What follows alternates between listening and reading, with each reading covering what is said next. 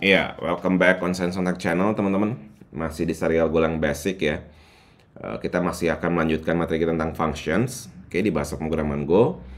Kali ini kita akan bahas first class functions, higher functions di bahasa pemrograman Go, teman-teman.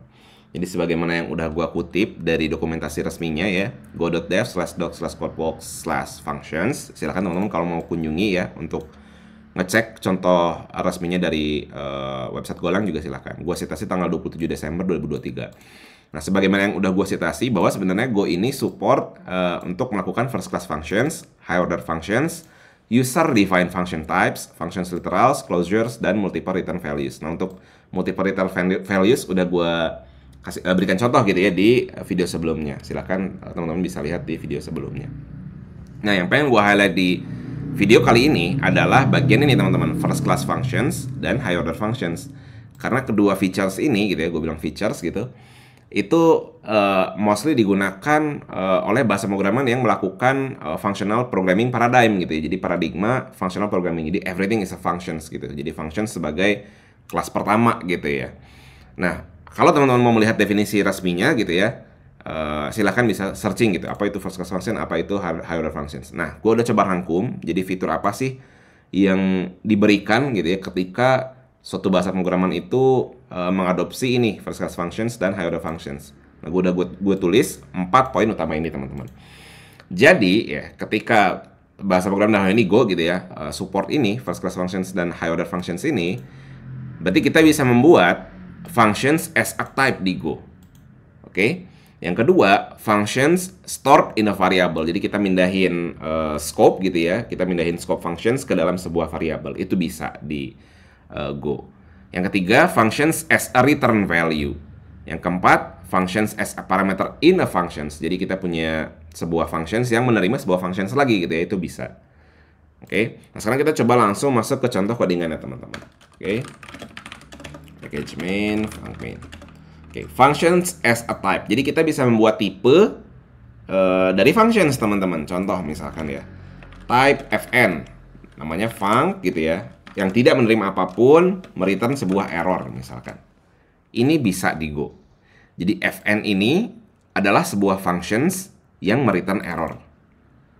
Oke, maka kalau di sini teman-teman, kalau gue bikin misalkan var f itu tipenya fn misalkan ya, ini berkaitan dengan nomor 2 ini. Gue bisa pindahin scope-nya ke dalam variabel. Jadi misalkan f sama dengan, gue bisa bikin function di sini. Nah, paham ya? Karena f ini tipenya fn, ingat ya, karena f ini tipenya fn yang adalah sebuah functions return error gitu ya. Gue bikin di sini f sama dengan, gue inisiasi gitu ya, gue assignment sebuah f ini adalah functions yang return error. Ya. Paham ya? Misalkan from println fn executed misalkan return nil. Ini bisa teman-teman. Maka kalau gue eksekusi f, gue eksekusi itu bisa. Gue run main.go. Tuh lihat, fn executed return nil. Udah selesai. Ya, paham ya? Ini juga bisa berlaku ketika kita punya functions naming function seperti biasa ya. Contoh misalkan func do something gitu ya, something return sebuah error, from println do something. Sini return nil.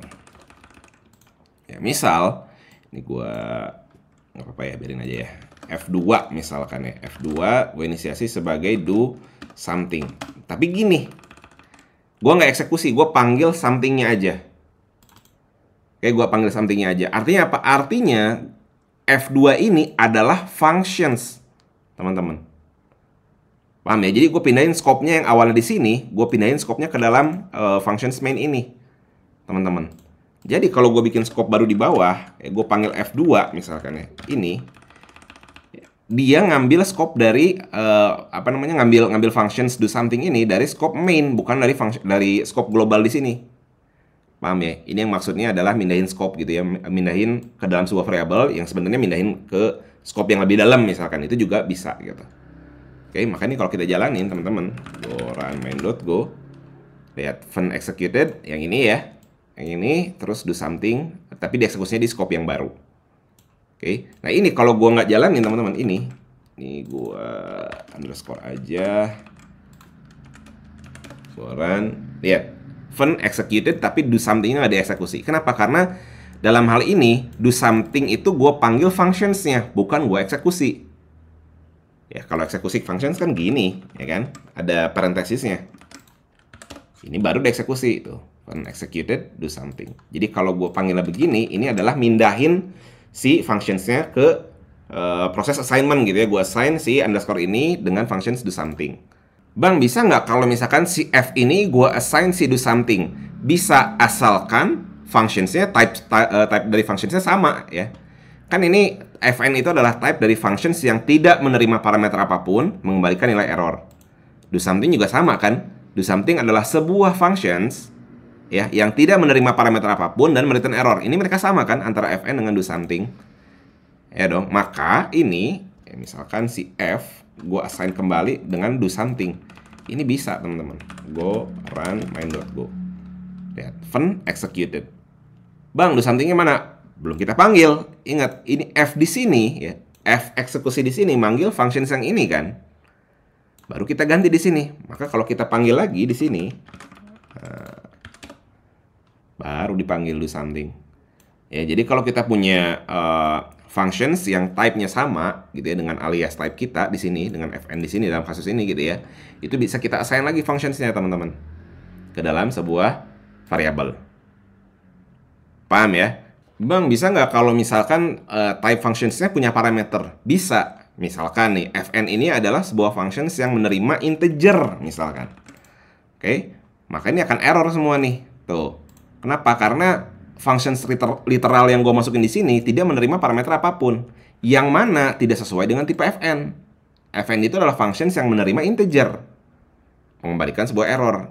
Sedangkan functions literal yang gue buat di sini, ini adalah functions yang tidak menerima apapun, mengembalikan nilai error. Ya nggak sama dong mereka dong, ya kan? Ini menerima integer, ini nggak menerima apapun. Maka untuk nge-solve-nya adalah gue masukin a int misalkan di sini.